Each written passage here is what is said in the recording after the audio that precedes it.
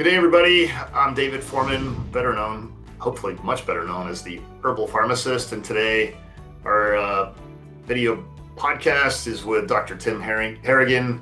He's a chiropractor, functional medicine expert, health and wellness coach, often speaks at biohacking conferences.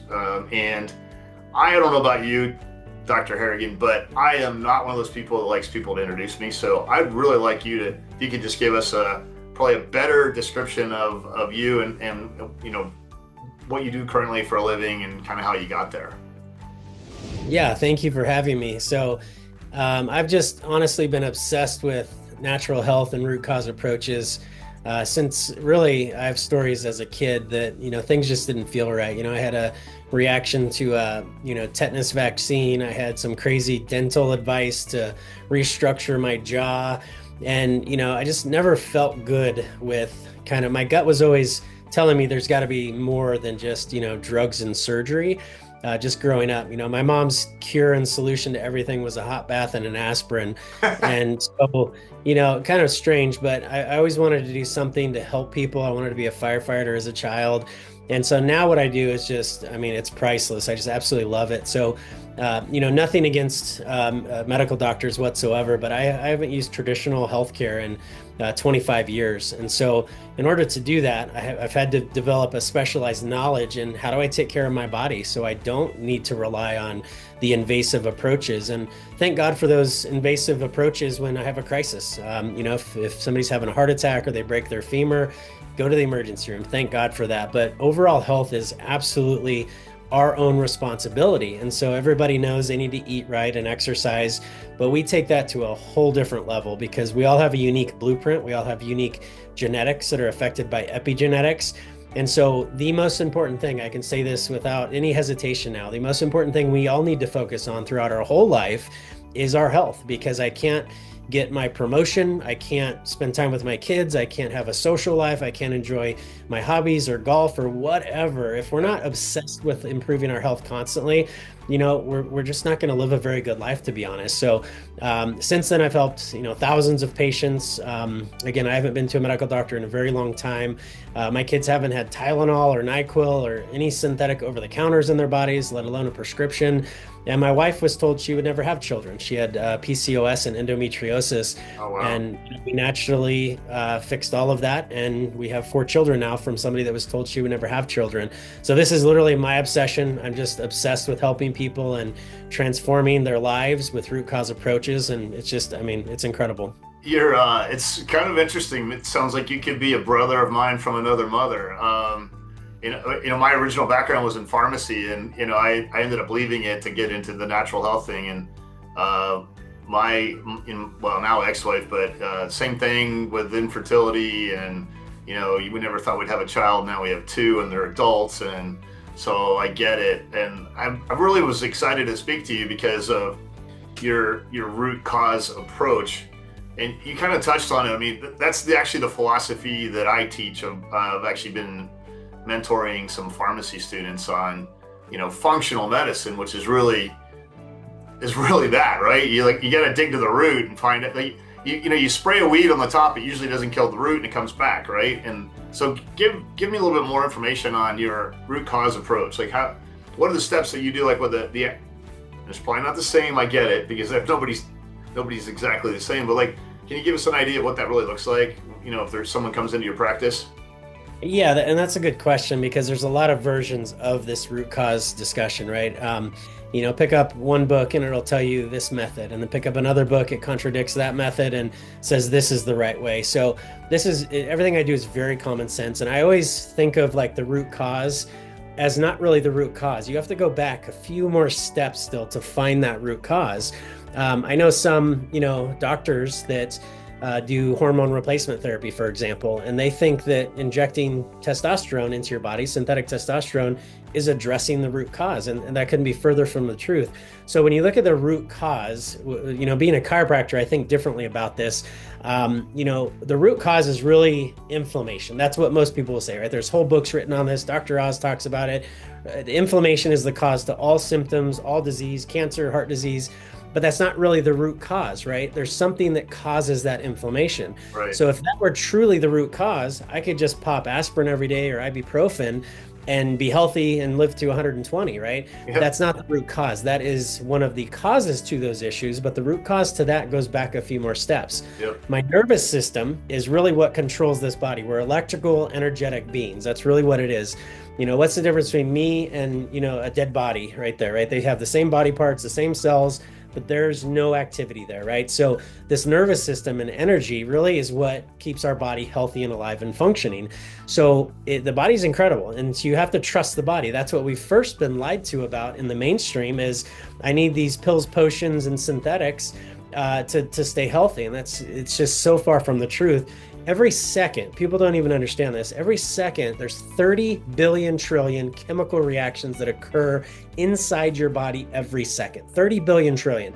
If it were a million chemical reactions per second, the smartest people in the world still wouldn't understand that. But it's not 1 million, it's 30 billion trillion per second. It almost works perfectly throughout every second of our life. And when we have headaches or any issues or my blood work starts showing up, it usually took 10 to 20 years of adapting and trying to figure it out through all that stress to have a problem now. So almost everything happens silently for 10 to 20 years. So the root cause approach that I found to be most effective, that I train a lot of other doctors on now, is really digging into that process called dis-ease. Right, if you have this chart over here and I have optimal health here and death over here, there's a bunch of steps between that. Before death, there's usually a disease. Before a disease, there's usually symptoms. I want to focus on the process before that, which is dis-ease. So without advanced testing, not 20 to 30 labs once a year at my physical, but without advanced, looking into the windows of the body to see what's at dis-ease, certain things I'm missing or certain things I'm becoming toxic in, or certain things that have imbalances, I'm not going to catch that stuff until I have the symptom 10 to 20 years later. And most people think, I started getting headaches last year, that's when they started. Usually it was minimum 10 years before that. So when you look at 30 billion trillion chemical reactions, there's really only 3 things that can happen in that complex physiology. And that's either not enough of something. This could be protein absorption, could be enzymes, minerals, glutathione production, right? So just simply not enough of something in the body. And there's a lot of things you cannot have enough of. The next category is too much of something, right? This could be too much protein or too much whatever, even good things you can have too much of, but a lot of times it's toxins. We live in the most toxic environment we've ever seen in history. PFAS chemicals and environmental stuff, 80,000 chemicals the EPA has said are safe to be added to these things that we're using. So not enough, too much. And the third category is an imbalance. That could be neurological, hormonal. So this is like a plant. Like here's how, as you know, like double-blind clinical studies work with medications and most supplements, they do a 1-to-1 mechanism.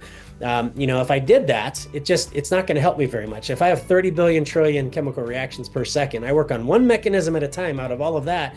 What's it going to do for me? It's simply hopefully going to treat symptoms at best. But if I have 3 dying plants in front of us here, the clinical studies would work like this. I'm going to give this plant, let's see how soil affects plants. And then we want to see how water and then sunlight affects plants. And what they do in those studies is they take one thing at a time. This plant only gets soil, no sunlight and water. Let's see what it does. Only water, only sunlight, right? The conclusion to all those studies, we would get an article that says research shows soil is bad for plants. Yeah. Research shows sunlight is bad for plants, right? Without all 3 of those together in the right dosages, with the right nutrients in the soil, with the proper amount of sunlight, you can't bring those plants back to life. So they're going to say this doesn't work or it does work, right? So when you look at the synergy of the body, that's only 3 things: deficiencies, toxicities, and imbalances. And the only way to look at those is really through diagnostic testing, functional medicine, functional nutrition testing. Sorry, I thought you froze up. Oh, sorry. That's good. That was good. I was like, oh no. Thank goodness for live stuff. Anyway, so I'm really curious. You mentioned hormones earlier, and this is an area that this is my own personal interest. So I know we said we talk about some other things, but I want to make sure we cover this. So do you really think that there's this we see the commercials on TV, for low T, etc. What's your spin on that? That's a great question. This can be hard for a lot of people to listen to, honestly, and I had to get through this. We have to go through these, levels of learning something and going through the 3, phases of truth, right? Denial, yeah. And then to get to the conviction part of it. So Hormones we work on a lot of hormones with people because they're really the feel-good molecules, right? Insulin's a hormone, cortisol's a hormone, testosterone, estrogen, progesterone. These are literally the feel-good molecules that give me good muscle mass, good energy, good brain health, good bone density, proper sleep, right? So those hormone organs are, my hypothalamus, pituitary, thyroid, adrenals, gonads, or the female body parts, right? So the whole system is really important to look at synergistically. It's not as simple. I think a lot of people know now that the cholesterol kind of talk is just not what it seems. High cholesterol, through the biggest studies ever done on cholesterol, high cholesterol does not cause heart attacks, right? This has been proven over and over again through the biggest studies. And so this is like blaming the firefighter for why the building's burning, right? The cholesterol is just there. It's trying to help you. It's not causing the problem. Usually the problem is insulin resistance, inflammation, and a lot of other factors, right? So a lot of people, they just get their cholesterol measured and it's high, and here's your drug to lower that. Again, that one mechanism at a time. This is where hormones are now. Hormones are in the cholesterol phase 30 years ago. It's very simple to check your total testosterone and say it's low. Here's your prescription, right? It's really, honestly, what I've learned is a sales pitch. It's a marketing ploy that's very simple. And it's like, this is low, here's your thing. There's a lot of problems with that. First of all, I want to fix why my body is not producing enough testosterone. And that deals with the whole hormonal system. There's certain foods that are steroidogenic, right? That actually help my body produce hormones. There's certain foods that inhibit extra estrogen production in my body, or extra DHT, or why people lose their hair, have prostate issues. It's usually DHT conversion. So I want to fix that stuff naturally and get my body to produce more hormone, not just give my body something that's lacking. This is going to help you feel better maybe for a while. However, if for 10 years I have all this stress and my body stops producing as much testosterone as I need to, and now I give it to my body, your brain says, hey, organs, we have enough of this thing now, and it shuts those organs down, right? This is why testicles shrink in men that are on this for years. Their body literally says, we don't need to produce this anymore. It already wasn't producing enough. Now I'm shutting down that system totally. So good luck unless you meet a good functional nutrition doctor or functional medicine doctor to help you rebuild that system. You become dependent on it. You usually need more and more side effects happen, just like every medication. Eventually the truth will come out with how this is not maybe the best idea, but it is a simple, easy thing that does help people feel better. But I compare it to like opioids. I mean, you could take morphine or an opioid, you're going to feel great. We know people, get addicted to them and it causes liver failure and all these other issues. But we're looking for those things that help us feel good. So again, the root cause approach is figuring out, how do I get my body to produce more of that testosterone, and maybe foods that inhibit DHT conversion, or aromatase, which contributes to breast cancer, right? That's what I want to look for, because that's just makes the most sense. It's common sense, but it's also sustainable, right? If you start injecting something, whether it's progesterone, estrogen, you're taking a pill, whatever, however you get it to your body, you have to do that forever, really. And you need more and more of it. You build a tolerance. And I don't want to stick needles in my body, however many times a week for the rest of my life. That's not sustainable. So I'm always looking for, okay, that helps people. And if they want to do that, cool. But how do I do this on my own to help me over the next 30 years? What's sustainable? What makes the most sense? And honestly, what makes the most sense to me is food molecules, right? Even more so than herbs, because herbs we have a hard time standardizing those, right? If I have an herbal product from the same company, sometimes it's going to work a little different because it's very challenging to standardize and get the exact same thing. So when I come across food molecules that we can, DNA authenticate and create the same exact thing every time that's reproducible in my body the same way, that's even more root cause, right? And I use a lot of herbs and stuff like that, but it's just an example. I always want to try to take it to the next step of what makes the most sense to my body. My body understands food molecules, so that's less stress on the body. But if I can create some of those phenomenons that I would need medications for instead, I'm going that route. So I definitely want to get into the area we're going to, but beforehand, can you explain to the people that are listening and watching this, the difference between total and free testosterone levels, and maybe why one is actually more important than the other? Can you give us? Absolutely. Thanks. So when people, and by the way, I prefer saliva testing for free hormones. It's just more accurate. Most of the studies out there show it's just more predictable. It's easily standardized. It's just less volatile than serum, which is my blood is constantly changing molecules and filtering through my liver. It changes very quickly. So a total testosterone number is really like a ball, right? It's a full circle. That's all the testosterone in my blood at that time. What's actually important is not that number. And I've tested thousands of doctors and clients with blood tests and saliva tests showing, and I learned this a lot. I learned a lot about TRT out in the biohacking, longevity world, because there's a lot of people on it. And I was testing these people and I could tell if somebody was on it or not through a quick 15-minute test. And so some of these gentlemen that we had a number of 1,000 or 1,500, I knew they were taking something externally to get that number that high. And that concerns me because they're going to have a lot of extra bad molecules created from that. And ironically, a lot of those guys did not feel good, because what's not important in this really high number, right? But we're Americans, more is better. That's what we want. And it's not really the case though. What actually makes me feel good from a testosterone regard, and you can literally look up articles that talk about testosterone. Low testosterone is really contributing to pretty much all chronic diseases. It is an important hormone to focus on, but I want to do it the right way. But that's not what makes me feel good, this number of maybe 1,500, this excessive total number. If it did, more would be better, and that's just not the case. There's a small percentage of this total number, this full circle, that's only about 2 to 3% sliver of that total number. That's called free testosterone. This is what's actually making changes in my current physiology. Why women have strong bones, why they have good brain health, why men have, stamina and they're driven. This is a free conversation. So it's not about this total number. What makes me feel good or not is the free number. And that's basically unbound to other molecules. It's free floating in around in my blood so it can have all of those positive testosterone benefits.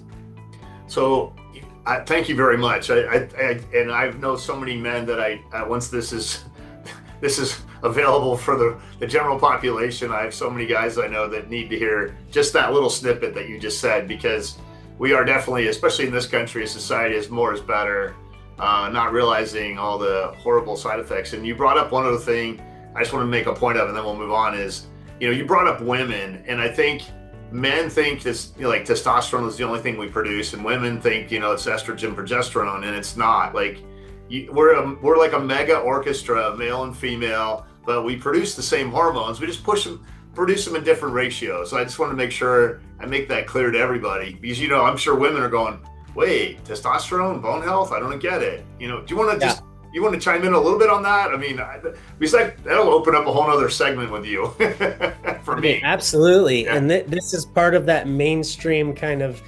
propaganda being sold to, kind of conditioned and guided certain ways. And honestly, big pharma is powerful, right? There's only 2 countries in the world that it's legal to actually show you a drug advertisement as a commercial. It's illegal in every other country in the world other than here in New Zealand. So we grow up thinking that every 4th commercial being a pharmaceutical commercial is normal. It's absolutely not normal. It creates a very unique relationship with doctors and people going in demanding for certain drugs because they saw an ad for it. That should never be the case. That's why it's illegal in 98% of the world. Yeah. So we just think it's normal. Now, this has also become kind of a moneymaker, honestly, for big pharma, I believe. We've been told that estrogen's for women, testosterone's for men. This is just further from the truth than anything else you've ever heard of. Yeah. So testosterone is so important in men and women. It's the first hormone that I try to optimize in every human that comes to my practice or that I meet. Bone density, muscle health, brain health, drive, energy, sleep. When you look at a female's hormones, and if you have a chart here, throughout every phase of a woman's life, through 60 years old, we have a chart that shows this, every phase of her life, 5 years old, 60 years old, her testosterone is actually a more dominant hormone, every phase of her life, more than estrogen. Here's why people don't understand that. When you look at a blood test, and I have an estrogen measurement from a female and the same of her testosterone on the same paper, they're in different measuring increments. So it might show testosterone is 10 and then estrogen's 20. So people don't really understand what they're looking at. They just always assume estrogen's more. More, right? Yeah. Because the 10 is in inches and the 20 is in, centimeters or millimeters, right? Yeah. it's a different measuring increment, but every phase of a female's life, testosterone is the more dominant, important hormone. So I focus on that first. And what you notice is some of the other hormones become more balanced. So yes, women have a little less than men, but it's still their most dominant hormone. And this is why a lot of women now are getting pellets or creams or whatever to help their testosterone, because the research is clear. Women's testosterone is very, very, very important. The most important, if we had to pick, of all hormones to focus on her general health and bone density and muscle mass. The problem is I don't want to fix it that way, but it is the most dominant and important to focus on first. All right, let's get into some of the natural approaches that you take. You know, there's one product in particular, and you know, there's other.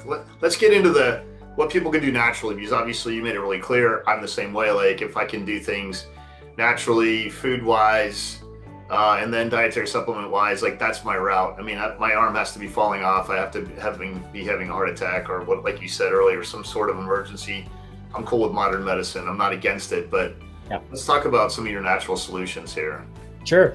And this goes into any health issue, right? If I have cholesterol issues or low energy or headaches or hormones, it doesn't matter what discussion you're talking about, right? Remember, we talked about the nervous system earlier. Your nervous system's job is to adapt to the environment. That's all it's doing every second of every day. If it's hot outside, my body sweats, right? It's always navigating, what is my environment doing? So if I put it in a really stressful environment for periods of time, it's going to change. My hormones will change, my inflammation will change. So that environment is really what we need to focus on. And that environment is really three things: chemical stress, mental stress, physical stress. Everything in your life is in one of those three categories. So food is just as important as moving enough, which is just as important as having optimistic thinking versus pessimistic thinking. If somebody's a naysayer and they're constantly pessimistic about everything, they've done studies on this. Your physiology is different than a person that has a brighter outlook and a different perspective on things, right? That changes your hormones. Just mental stress changes my chemistry, but so do the foods I eat. So do the chemicals that I'm getting exposed to. So does my sleeping position even affects my health. My posture during the day. If I'm hunched over like this, you actually reduce your lung capacity by 20 to 30% by having bad posture, right? So it's really chemical, mental, and physical. So we all need to move more if we're not, move properly, sleep good, eat healthy, avoid toxins in the environment, have a good outlook on life, set goals, right? So that's really the general rule for everything, no matter what we're talking about. So then you can add other, what we call biohacks, right? Things that help accelerate those things. So if I'm doing all the right things, I'm moving enough, exercising, eating healthy, there's some tools that help upgrade certain areas of our body. So there's a molecule specifically for testosterone that has clinical studies and certifications. It's called Testosurge. It's a molecule that's been studied that I found to be the most effective, clinically studied, certified thing in the world now, from a biotech company that we partnered with, right? That is just incredible. It actually has been clinically studied to increase my total, but more important, bioavailable and free testosterone, while inhibiting some of the bad guys that are like the DHTs, the estrogen conversion. So I want to find powerful nature, but even oysters, right? Even grass-fed beef helps in a steroidogenic effect, kind of like Testosurge. But if I'm doing all these things and I want some extra tools to help me, I'm finding those really important plant molecules that help upgrade that system that maybe I have goals for. When I was in India, actually touring the company that makes Testosurge, and it was fascinating because they do a lot of things just from fenugreek. I mean, they have a lot of different ingredients from fenugreek. And when I asked the gentleman who, you know, the founder, you know, like, why fenugreek? And he's like, well, you know, there's a lot of other things we could do, but I wanted something to come from food. Like, it's been used as food forever here in India, around the world. And so it's interesting how it dovetails into everything you've said prior to now. And full transparency, I started taking Testosurge about 6 weeks ago because I'm 61, and I noticed some things changing with my body that were definitely andropause-ish, you know, inability to really retain muscle mass on long trips and all these other things. And, you know, I'm a root guy like you, so it's kind of nice that's why I said I feel like you're like a brother from another mother. But anyway, so what other things do you recommend other than Testosurge as supportive? You mentioned a couple of foods, but any other ingredients as well that are?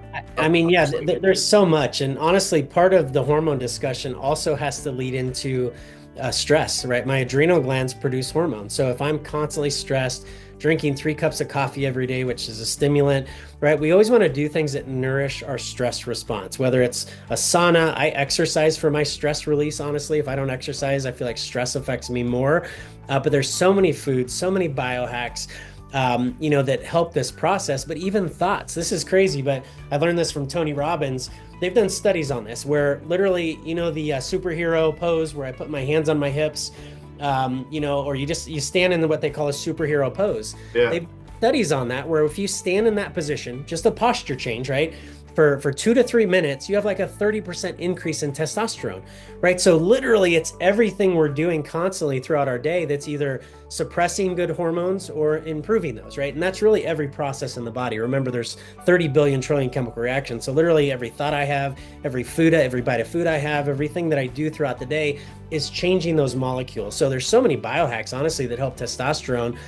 This is just like you said, the most powerful food way to get extra, because it actually takes us, think about a seed, right? This is how we all started. We started with a sperm and an egg, right? A seed like an acorn. How does this become a gigantic oak tree eventually?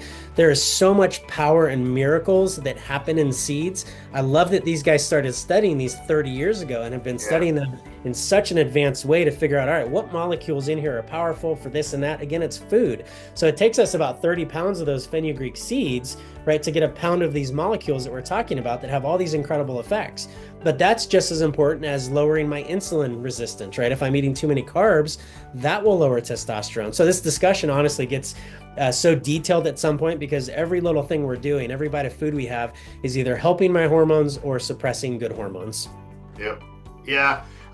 So can you give like 2 or 3 little other either macro or micro nutrients that you're feeling are needing to play in your? Yeah, honestly, a lot of people don't like to hear this, but a carnivore diet, honestly, we've seen incredible things. Wow, that's incredible. Really? Okay. So, and this is a kind of a weird political mindset. I don't know what people. It is. But, it's very polarizing. Very polarizing. Very polarizing, sure. Right? Yeah. And there's a lot of power in plants, but when you look at food and nutrients in food, I can confidently say that you can get almost all your nutrients, essential nutrients, from a clean carnivore diet. That's really the key here, though. When I go to McDonald's and get a hamburger, right, that's not really meat. It's all kinds of chemicals and stuff in it. Yeah. But if you're truly getting humane raised, grass-fed, grass-finished, good quality animal products, raw milk, raw cheese, there's a lot of power in that. And you can really get everything you need in that. But there's a lot of things you cannot get in a plant food diet that you can from some of these animal products. So whether it's a philosophical thing for people not wanting to hurt animals or whatever, I don't know. But health-wise, I'm a results guy. I'm a diagnostic guy. I've seen lots of vegetarians, and I check their blood work and toxin levels and this and that. And I meet a lot of really sick ones, to be honest. So I probably didn't have this mindset 10 years ago, but since then I've tested thousands of people with different labs and stuff. And I'm convinced if you get a clean animal-based diet, because I think part of the problem is also insulin response.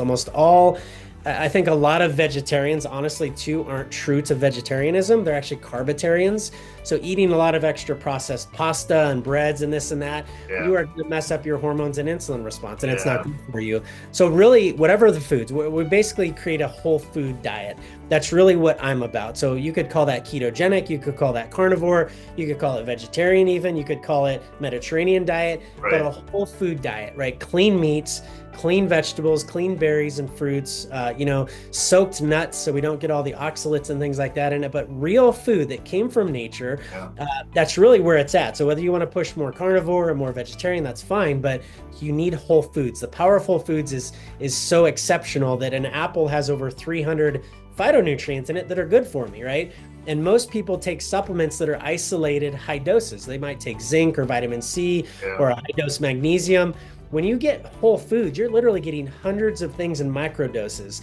That's what the body understands, not this massive amount of zinc or calcium in the body. We want whole food synergy, kind of like that plant example. And that's why whole foods are so important. Yeah, no, it's funny because if you went in, I have 2 huge cupboards in my kitchen, and they have like kitchen appliances and it's like herbs and whatever. It's so funny because like I completely relate to what you're talking about. Those people that want to take vitamin C. I'm like, well, just put a little cayenne on your food that's super high naturally, etc. I'm preaching to the choir.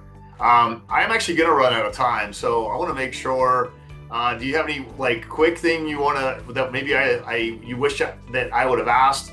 And then if you could please just let people know how they can contact you if you're open to that as well. Yeah, I mean, the only thing in a short time is that I tell people is you have to get obsessed with your health. You know, if I didn't do all the biohacks and habits and exercise and things that I do, I wouldn't have 4 kids. I wouldn't have energy to hang out with my kids. I wouldn't be helping a lot of people. So there's something that I've created. It's called, you know, it's selfish not to be selfish. And this sounds weird to a lot of people. I dealt with this with a few family members years ago. If I'm not healthy, I cannot provide to my family. I can't help my brother if he goes through some tough times. If I'm not energetic and vital, I cannot help people around me. How selfish is that? Not to take care of yourself when people depend on you. Yep. You know, you can't donate money. You can't be abundant and help other groups of people if you're not healthy. So I really urge people, get obsessed with your health. It's not selfish. It means you're going to be a better provider and more abundant in your life and other people's lives, which is really the most, you know, cool thing in the world when you help other people upgrade their life as well. So that's number one. Get obsessed with your health. There's a lot of funny stuff out there. You should be skeptical of a lot of things, but you should still try things, right?